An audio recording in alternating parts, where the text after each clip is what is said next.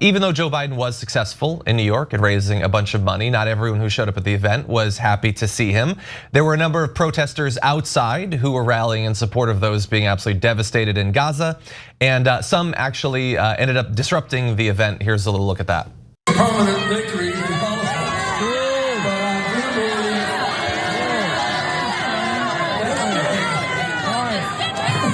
For people watching at home, excuse me, Mr. President.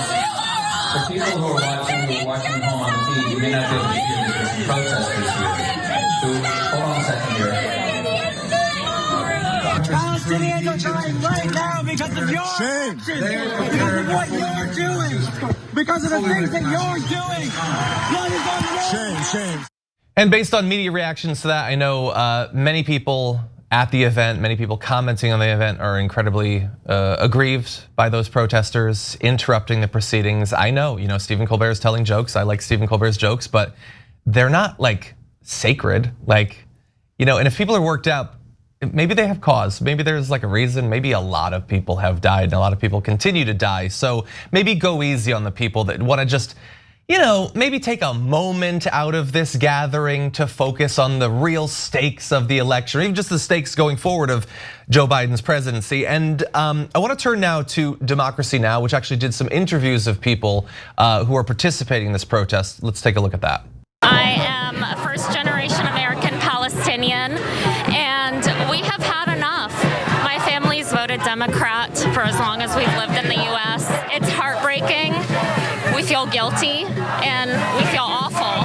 I feel like I voted for my own people's genocide. And I'm done letting Democrats get away with it just because we're scared of the alternative. So look, she feels what she feels. She's very passionate. It's I don't think difficult to understand why. If you want to tell her to just shut up and think that that's going to be persuasive in getting people in line, you can try that. I don't see why that would work, but feel free. I would say that there have obviously been previous iterations of these sorts of protests. I mean, there's Not Committed in Michigan. You've seen things like that, and attacked at every turn for daring to not fall in line with Joe Biden. But Joe Biden seems to be sort of trying to moderate his position a little bit. In some cases, rhetorically, both he and Kamala Harris have sort of spoken out a little bit more vigorously in defense of those being annihilated in Gaza. You see the United States finally lining up at the Security Council behind a call for at least a limited ceasefire.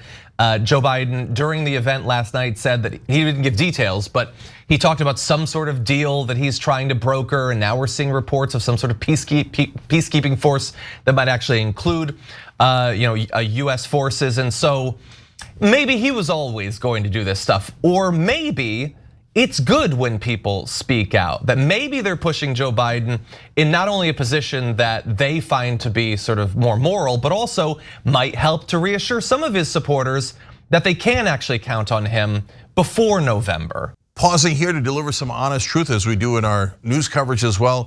TYT is facing challenges, guys, as the entire industry is. You know who could make the difference? You. If you hit the join button below, it's gonna make all the difference and keep us in business. We appreciate you, thank you. And so in that, they might have actually done not only the Palestinians a massive favor, but maybe Joe Biden as well. Yaz, I wanna go to you first. What do you think about those protests and some of the commentary about it? I mean, I think it was inevitable that something like this was going to happen in a place where Joe Biden was, with all of his big fancy donors and all of his fancy Hollywood and Broadway friends, a lot of Broadway people there. Joe Biden is trying to win a second presidential term right now. And this is such a low bar, but at the end of the day, Biden is still not Donald Trump.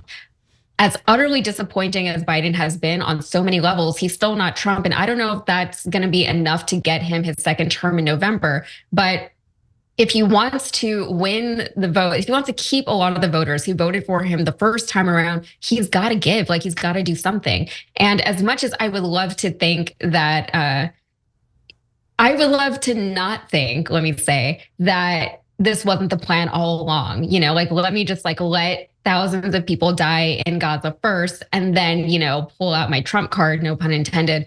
But it is reassuring to see that narrative change, even however many months later.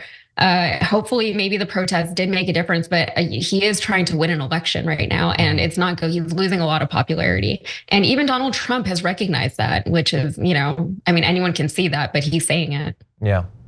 Helen? First of all, those protesters at the event last night are heroes, in my opinion. Like, kudos to you. Thank you for doing that. I'm sorry that Stephen Colbert and Lizzo and all the Mindy Kaling and all the freaking, rich people in the room were like aghast. But there are literally children dying of bombings, maimings, starvation every day. Hundreds to thousands of children are dying in Gaza every day. And we're not idiots. Like, we see the footage coming out of it. And we know what's going on. Like, our eyes are finally open to what's going on, and it's our money, our taxpayer money, that's on the names of those bombs that are being used to kill these children, and are on the names of the, that are aiding this administration over there that's blockading food aid and water from getting in, which is why all these children are dying of malnutrition in Gaza. So those people are heroes, in my opinion, and again, like Biden, if my 80-year-old father is like, that man is old. So we already have and he is trying to win an election, and it's not looking great. It's not like it's gonna be a landslide, even though his opponent will be Donald freaking Trump. There's a huge portion that are like, man, that man is too old to be president. And then you're gonna add the population of us that are watching what's going on in Gaza being like, you're also aiding in genocide. You're gonna lose too many voters, bro. Yeah. It's too many voters for you to lose. Like, it's not a guarantee, believe me. Like, it's not like you're like, ugh, I got room to spare on this election. No, you don't. Yeah, well, hopefully they're at least seeing that. They've certainly been provided many reminders. And the last thing I'll say about this is, I think part of the exasperation about the protests, I think, it'll never be stated in this way, and so I can only speculate, but I think it's that, so it's late March now, and so this has been going on for 5-6 months. I think the protesters were supposed to get bored and move on by now. I think that was kind of the unstated plan. Sure, the initial massacres, the first 1,000 dead, the first 5,000 dead. I understand you people are young and you're passionate, you'll protest, but that was months ago. New video games have come out and Beyonce's got a Western album. Haven't you moved on to something else on the algorithm? And they're furious that no, some people weren't just following a trend or whatever. They care about this and they're continuing to follow. It's not making headline news necessarily every day. You're not seeing, it's not all over CNN. But a lot of people are working their news from that anyway. And so, yeah, I wouldn't be surprised that a lot of people who cared about the wanton slaughter of civilians are still bothered by it, a few months later. Yeah, I'm glad you brought it up, because when the bombings were first happening, I was trying to find, I would post about it. I would repost Instagram clips from Amnesty International and Doctors Without Borders, those anti-Semitic allegedly organizations. And I would try to find one of those little GIFs, the animated GIFs on Instagram. And at the beginning there were none for speaking out about Palestine or Gaza or anything. And now there are tons. Yeah. So the kids are on board. When there's animated GIFs being free Palestine or don't stop talking about Palestine on Instagram, the kids are on board. Can you define GIF? Because some presidents who might be watching this are old, I hear. Oh, so anyway. When you post on Instagram, you can add a little animated laughing chihuahua or something.